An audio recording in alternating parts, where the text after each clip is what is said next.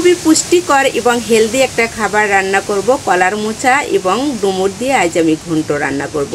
খুবই হেলদি খাবারটা। যাদের গায়ে রক্ত স্বল্পতা আছে তারা এভাবে কলার মোচা এবং ডুমুর কেটে রান্না করতে পারেন, যেটা খেতে ভীষণ স্বাদের হবে। একবার খেলে আপনি বারবার খেতে চাইবেন।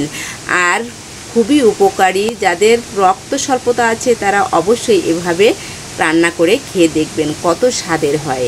আপনার মুখের স্বাদটাও থাকবে আর ভীষণ উপকারী। আর আপনারা তো জানেন আমি সবসময় কম মশলা এবং কম তেলে রান্নাটা করি, যেটা স্বাস্থ্যের জন্য উপকারী। নমস্কার বন্ধুরা, চলে এলাম রান্নাঘরে। শর্মা কিচেনের সকলকে স্বাগত। পুরনো বন্ধুদেরকে অনেক অনেক ধন্যবাদ, আর নতুনদেরকে অনুরোধ রইল সাবস্ক্রাইব করে আমার পাশে থাকুন। পাশে থাকা বেল আইকনটা প্রেস করুন, তাহলে প্রথম নোটিফিকেশনটা চলে যাবে আপনার কাছে।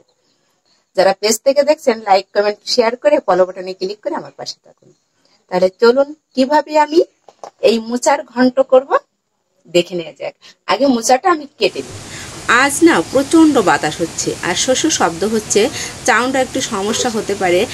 তো আমি পাত্রে জল ঢেলে নিয়েছি। কলার মোচা কেটে সবসময় জলের ভিতরে রাখতে হয়, তাহলে ভালো হয়, মানে কালো হয় না। এই জন্য জলের ভিতরে রাখলে আমি মোচাগুলো কেটে নিলাম, গুঁড়ার অংশটুকু নিলাম আর ফুলটা আমি ফেলে দিলাম।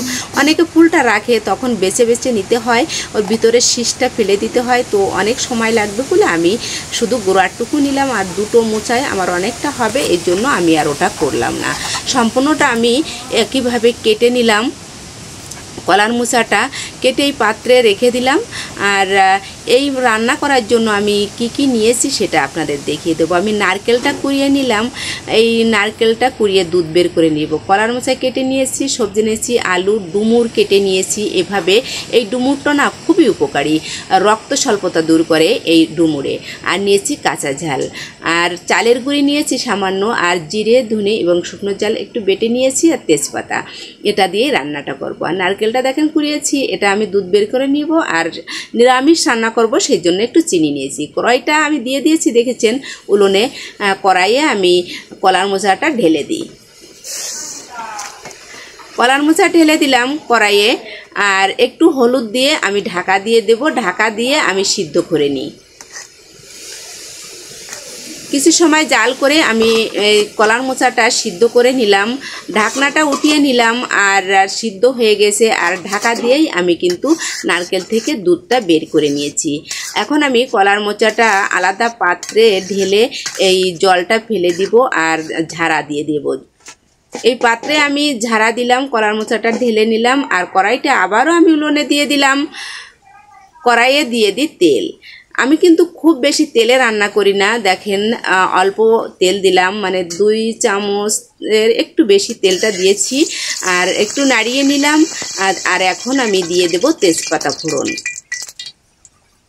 তেজপাতা ফোড়নটা দিয়ে দিলাম। আর তেজপাতা ফোড়ন দেওয়ার পরে বেটে রাখা মশলাটা আমি দিয়ে দিলাম। আর মশলাটা দিয়ে আমি একটু জল দিয়ে দেব, কারণ আমি অল্প তেলে রান্না করি, আর তেলটা যাতে পুড়ে না যায় এর জন্য জলটা দিয়ে যে মশলাটা কষিয়ে নেওয়া হয়, তাহলে তেলটা থেকে যায়। দিয়ে দিলাম পরিমাণ মতন হলুদ আর পরিমাণ মতন লবণ। এবার আমি সুন্দর করে নেড়ে চেড়ে মশলাটাকে কষিয়ে নিই। মশলাটাকে সুন্দর করে নেড়ে চেড়ে আমি কষিয়ে নিলাম। মশলা থেকে দেখুন তেল ছাড়া শুরু করেছে, মশলাটা প্রায় হয়ে গেছে আমার। মশলাটা কষা হয়ে গেল। এখন আমি যে কেটে রাখা সবজিগুলো দিয়ে দেব। আমি কেটে রাখা সবজিগুলো দিয়ে দিলাম। ডুমুর আর আলু এই মশলা দিয়ে একটু সুন্দরভাবে নাড়িয়ে চাড়িয়ে এই মশলাটা গায়ে মাখিয়ে নিই। আর এখন কাঁচা ঝালটা দিয়ে দিলাম, আবার একটু নাড়িয়ে নিলাম। আমার সবজিটা কষা হয়ে গেল। এখন আমার সিদ্ধ করা কলার মোচাটা দিয়ে দিলাম।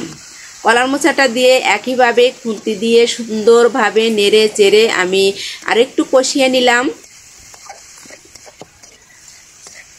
এই রান্নাটা না খুবই হেলদি, যেমন খেতে লাগে তেমনি এর গুণাগুণ।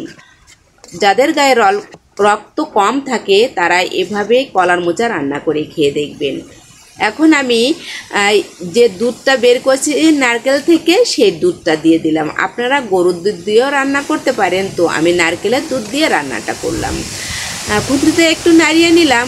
আর আমি এই নারকেলের দুধটা না সম্পূর্ণ টানিয়ে নেব। জাল করে করে আমি নারকেলের দুধটা টানিয়ে, নারকেল থেকে মানে এই দুধটা থেকে তেল বেরিয়ে যাবে, তখনই কিন্তু এই রান্নাটার স্বাদটা হবে। আপনি যদি নারকেলের দুধটা এভাবে জলভাবে রাখেন তাহলে কিন্তু রান্নাটা একটু ভালো লাগবে না।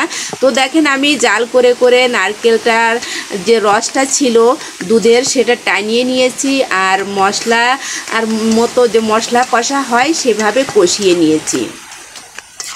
জাল করে করে এভাবে করে নেবেন। তো দেখেন কড়াইয়ের গায়ে এখন লেগে যাচ্ছে, আর আমার এই সবজিটার গায়ে নারকেলের থেকে তেলটা বেরিয়ে তেল তেল একটা ভাব এসে গেছে। এখন আমি বাটিতে করে 2 বাটি, এই বাটির 2 বাটি মানে 2 বাটি পুরো না, আপনারা দেখেছেন দেখালাম, জল দিয়ে দিয়েছি। আর আমি 2 বাটির মতন জল নিয়েছি, সেই যে চালের গুঁড়িটা ছিল সেটা একটু গুলিয়ে নিলাম। এখন আমি যেহেতু নিরামিষ রান্না করছি তাই আমি 2 চামচের মতো চিনি দিয়ে দিলাম। চিনিটা দিয়ে একটু নাড়িয়ে নিলাম, মিশিয়ে নিলাম। আর এখন গুলিয়ে রাখা চালের গুঁড়িটা আমি আস্তে আস্তে করে দিব, একটু নাড়া দিব যাতে তলে জমে না থাকে। নাড়িয়ে নাড়িয়ে আমি সম্পূর্ণটা বারবার করে দিয়ে দিলাম। আর এই পর্যায়ে কিন্তু খুন্তি দিয়ে অনবরত নাড়াচাড়া করতে হবে, কেননা চালের গুঁড়ি দেওয়া হয়েছে, তল থেকে লেগে যাবে আর পুড়ে গেলে কিন্তু খেতে ভালো লাগবে না। তাই অনবরত নাড়াচাড়া করতে হবে। এখন খুব বেশি সময় লাগবে না, 2 থেকে 3 মিনিট এভাবে নাড়িয়ে চাড়িয়ে সুন্দরভাবে মিশিয়ে নিলেই কিন্তু রান্নাটা কমপ্লিট হয়ে যাবে। আমি খুন্তি দিয়ে সুন্দরভাবে অনবরত নাড়াচাড়া করলাম 2 থেকে 3 মিনিট, আমার রান্নাটা হয়ে গেছে। দেখেন নামিয়ে নিয়েছি, দেখতে কত সুন্দর হয়েছে। আর আমি একটু শুকনো মশলা ভেজে গুঁড়ো করে রেখেছিলাম, জিরে আর ধনে, সেটা গুঁড়ি করে দিয়ে দিলাম উপর থেকে, তাহলে সুন্দর একটা গ্রান বের হয় এই জন্য। তো দেখেন দেখতে কত সুন্দর হয়েছে, খেতেও কিন্তু দারুণ, অসম্ভব সুন্দর লাগে খেতে, আর ভীষণ পুষ্টিকর খাবারটা। 1 বাটি এই আমি রাখলাম, এই বাটিতেই কিন্তু পুরো পেট ভরে ভাত খাওয়া যাবে, আপনার অন্য কোনো পদের প্রয়োজন হবে না। এই একটা দিয়েই আপনি পেট ভরে ভাত খেয়ে নেবেন। এত সুন্দর হয়েছে, দেখেন আপনাদের দেখাই কত সুন্দর হয়েছে। আর খেতে না ভীষণ স্বাদের হয়েছে, কেননা বলছি আমি ভিডিওটা যখন ভয়েস দিয়েছি খাওয়ার পরেই দিয়েছি। আপনাদের সবাইকে ধন্যবাদ পুরো ভিডিওটা দেখার জন্য। আবার দেখা হবে নতুন কোনো রেসিপি নিয়ে।